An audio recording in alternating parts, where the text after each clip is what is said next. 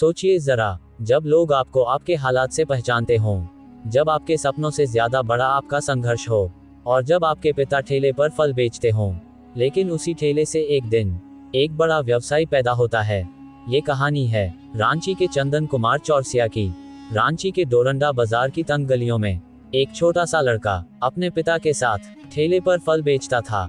धूप हो या बारिश, ठंड हो या गर्मी, पिता रोज ठेला लगाते और बेटा चुपचाप सब देखता। उसके चेहरे पर कोई शिकायत नहीं थी, लेकिन दिल में एक सवाल जरूर था, क्या जिंदगी बस यहीं तक है?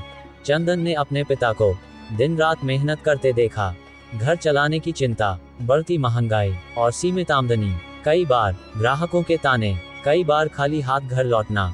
लेकिन उसी संघर्ष में चंदन को जिंदगी का सबसे बड़ा सबक मिला, ईमानदारी और मेहनत कभी बेकार नहीं जाती। चंदन को एक बात हमेशा चुभती थी कि उनके पिता आज भी ठेले पर ही फल बेच रहे हैं। तभी उन्होंने मन में ठान लिया, मैं इस काम को छोटा नहीं बड़ा बनाऊंगा। वह सिर्फ अपने लिए नहीं, अपने पिता के सम्मान के लिए और दूसरों को रोजगार देने के लिए कुछ बड़ा करना चाहता था। जब चंदन ने व्यवसाय शुरू करने का फैसला लिया, तब सबसे बड़ी समस्या थी पैसा। घर की हालत ऐसी नहीं थी कि कोई मदद कर सके, लेकिन कहते हैं ना, जहां चाह होती है वहां राह निकल आती है। चंदन ने सोशल मीडिया के जरिए प्रधानमंत्री मुद्रा योजना के बारे में जाना। उन्होंने जानकारी इकट्ठा की, बैंक के चक्कर लगाए और हिम्मत नहीं हारी। पहली बार लोन लेने पर बैंक ऑफ इंडिया से उन्हें 50,000 रुपए का लोन मिला। ये रकम छोटी थी, लेकिन सपने बहुत बड़े थे। चंदन ने लोन का हर रुपया फल के व्यवसाय में लगाया। ताजे फल, सही दाम, ग्राहकों से सम्मान, कोई मिलावट नहीं। धीरे धीरे ग्राहकों का भरोसा बढ़ा और काम भी। लोग कहने लगे, डोरंडा में फल लेना हो तो चंदन की दुकान से लो। जो काम कभी ठेले से शुरू हुआ था, आज वह एक पक्की दुकान बन चुका है।